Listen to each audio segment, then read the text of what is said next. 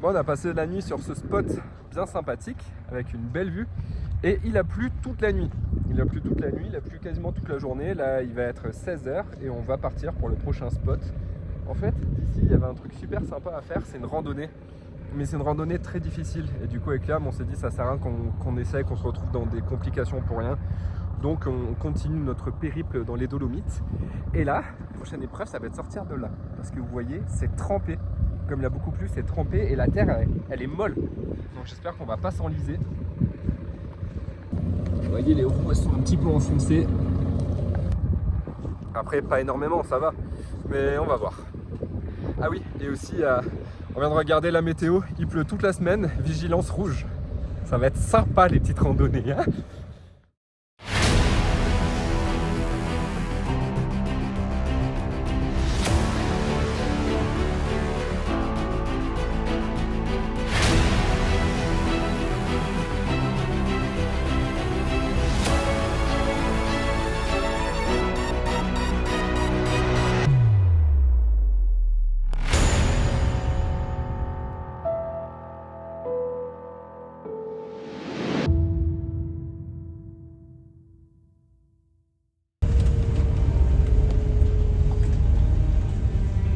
Pas de gare là. Il y a marqué nos campeurs. Ah, regarde là. Voilà, ils ont trouvé un bon spot. Avec une vue de fou. Tout penché. Regardez, on est dans les nuages. C'est parti pour le jeu du Telma. Ce qui est bien, c'est qu'il fait Et là, froid. c'est mouillé donc. Ouais. 33 tournanti.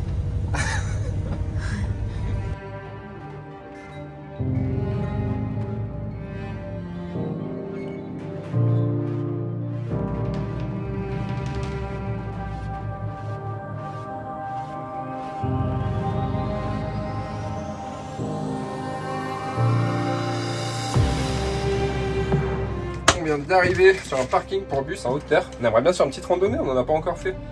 Enfin, on a fait qu'une, mais c'était une petite. Bon, là, c'est pas une randonnée, c'est un chemin. Ouais, là, ça serait une balade. Bon, au moins, ça fait faire quelque chose. Sous la pluie, on a préparé les kawaii, on prépare les sandwichs. On va partir se balader. La pluie s'est calmée, on a même quelques petits rayons de soleil qui sont apparus.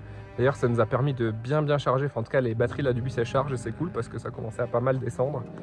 Et Alison nous a trouvé un parking un petit peu en hauteur dans les montagnes et avec une balade aux alentours. Voilà, une petite balade sympa à faire qu'on est en train de faire là, au milieu de la forêt. Parce que comme il fait très moche depuis quelques jours, on n'a pas trop pu se balader. En vrai, j'ai l'impression que ça fait 2 jours qu'on n'a rien fait, qu'on est enfermé dans le bus. Donc c'est cool de pouvoir marcher un peu et prendre l'air. On aimerait bien ce soir se rapprocher del Lago di Brais, donc le lac de Brais, qui est un très beau lac à voir. Et c'est un petit peu compliqué de trouver des endroits en fait où s'installer avec le bus. On a trouvé 2 spots. Il y en a un qui est moyennement loin, mais ça a l'air accessible, mais il y a très peu de place, donc on pense pas qu'on aura de la place, surtout qu'on prend beaucoup de place avec un bus. On a trouvé un parking payant à 12 € les 24 heures, c'est ça? Vraiment pas cher, oui, parce que sinon il y a un parking, hein, il y a un parking qui est au bord du lac, mais qui lui coûte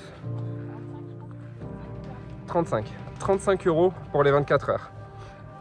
Donc voilà, on s'est dit on va prendre celui qui est plus loin. Il est à 1 heure de vélo électrique, c'est précis. Il y a écrit 1 heure de vélo électrique par de la piste cyclable, donc ça c'est cool. Donc je pense qu'on va se mettre là-bas. Il y a 20 places, j'espère quand même qu'on aura une place. Et puis voilà, après demain on fera la route. Bon, il paraît déjà demain c'est le seul jour où il fait beau, c'est un samedi. Et il paraît que de base il y a beaucoup de monde. Donc là je pense qu'autour du lac il y aura beaucoup de monde. Mais bon, dans tous les cas c'est un truc à voir, donc on ira.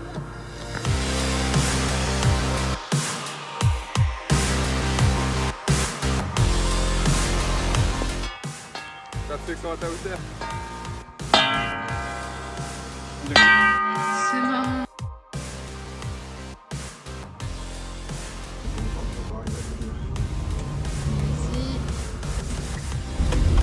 Lui c'est le seul sympa, il s'est arrêté, tout le monde l'a doublé. Merci à toi, gentil Moi monsieur. comme ça du genre, c'est le camion.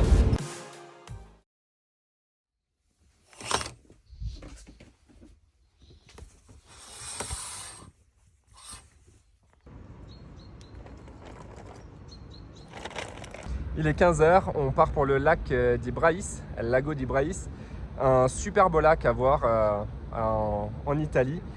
C'est le plus connu et on va y aller en vélo. Alors là, on est sur notre parking qui est derrière. Bon, on voit pas le bus, mais il est là, le parking. Il est à 1 heure de vélo. Donc là, on a pris la trottinette, le vélo. Liam est derrière Alison. On en a pour 1h05 exactement. Et en arrivant, on va se faire le tour du lac en mode mini randonnée.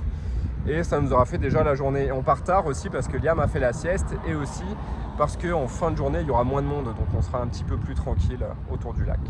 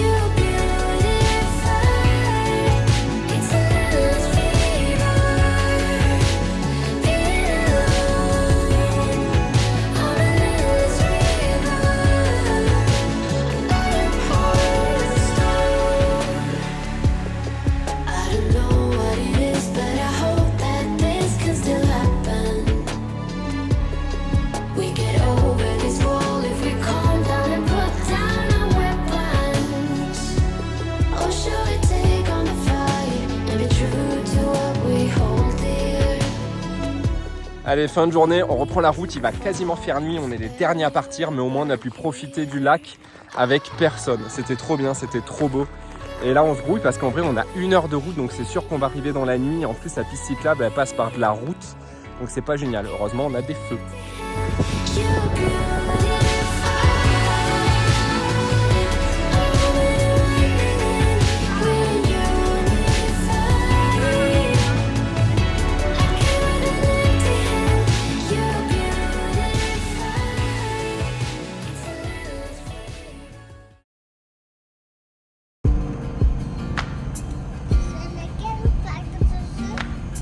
Bah tu vas voir, qu'on connaît pas.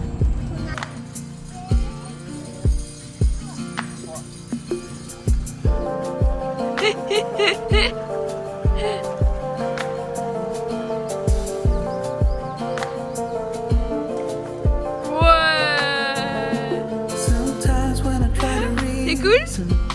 Oui. Encore, il n'y en a pas beaucoup.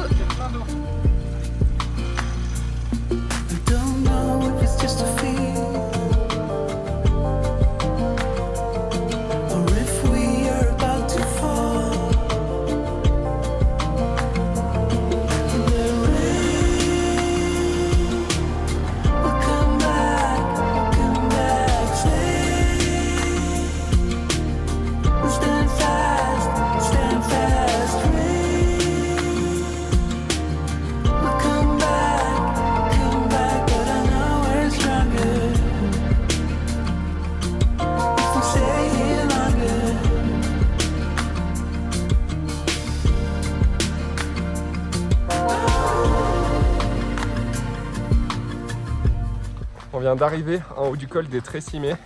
On a pris le bus qui nous a amené là en fait. Il y a deux possibilités, soit on prenait la route, c'était une route payante, 45 € pour 12 heures.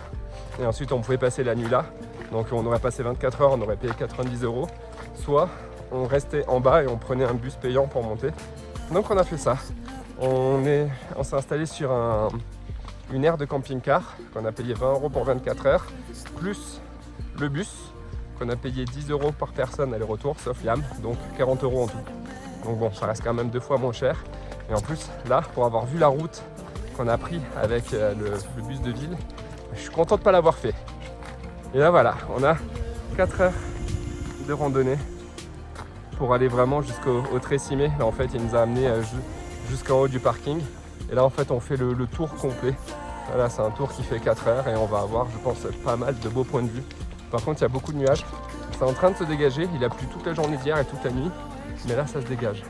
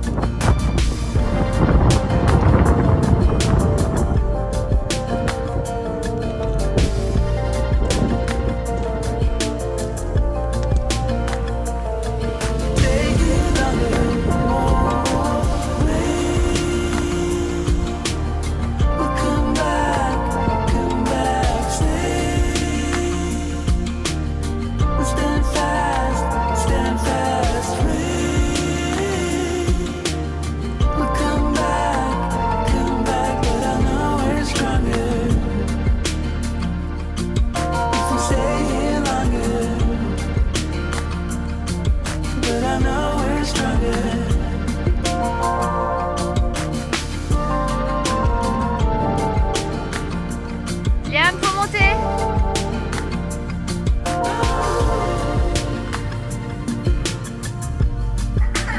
Regarde maman.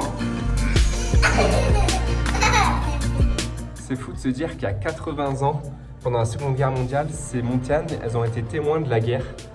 Les soldats venaient se planquer ici. Il y avait des grottes. Du coup, ils se cachaient dans les grottes et ils combattaient là directement dans ces chaînes de montagnes. C'est quand même assez dingue de se dire qu'il y a des morceaux d'histoire comme ça cachés au milieu des Dolomites.